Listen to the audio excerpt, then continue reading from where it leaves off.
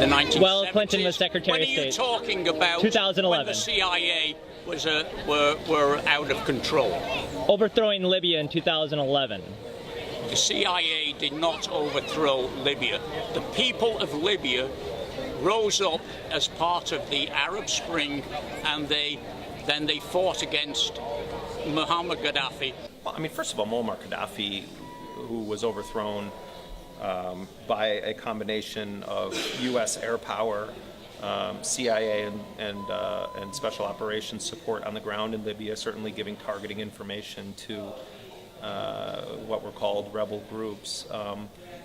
Gaddafi himself was a dictator, no question about that. But that's not really what's at issue here. I mean, what's at issue is the United States in the business of regime change? And Barack Obama campaigned on this idea that he was not going to be involved with overthrowing governments around the world. And I don't see any way that you can argue something other than that was regime change. I don't believe that Muammar Gaddafi would have been brought down, at least at that point in time, by anything even vaguely resembling anyone's definition of a popular revolt or a popular uprising. And it was only with U.S. air power and CIA presence, certainly in the form of providing intel, but probably also in smaller cells of special operations and CIA people on the ground, that he was overthrown. What's kind of interesting is that as we see Syria continuing to just burn, and we were told that there was a debate about whether or not the U.S. should get involved with Syria, and of course the British Parliament voted down authorization for David Cameron to militarily intervene in Syria.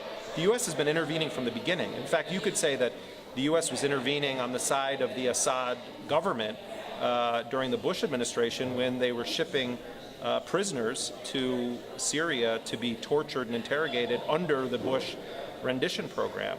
And then now you have a situation where the United States is almost 3 years into a covert presence on the ground, supporting so-called rebel factions, some of which are probably have more in common with the ideology of Osama bin Laden or Ayman al-Zawahiri than they do with the average American. And I think that the CIA and the U.S. military, they've been on the ground in some form or another, quietly in small footprints, basically from the beginning.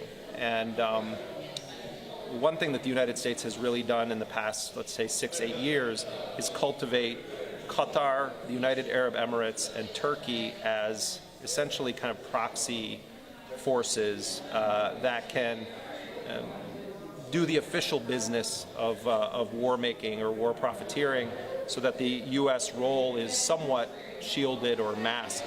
And that happened in a number of countries where during the so-called Arab Spring, where Qatar or Turkey or the UAE was sort of responsible for implementing the U.S. agenda. Right now in Saudi Arabia, right now in Yemen, Saudi Arabia is just destroying one of the oldest civilizations in the world.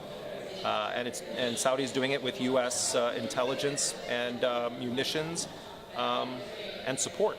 So, to bring us full circle, Libya was absolutely regime change. It was regime change that at that time was made possible by U.S. air power and other activities of the CIA and the U.S. military. Would Gaddafi eventually have been overthrown in a popular uprising? Perhaps. I don't know. Would he have been overthrown without the United States at that point? And by the way, murdered and sodomized and all of these things, captured on video. I don't know. Maybe he would have eventually been killed. Maybe he would have eventually been overthrown, but not at that moment in time, and not without the United States engagement. So, Obama and Hillary Clinton definitely have fiercely embraced the politics of regime change.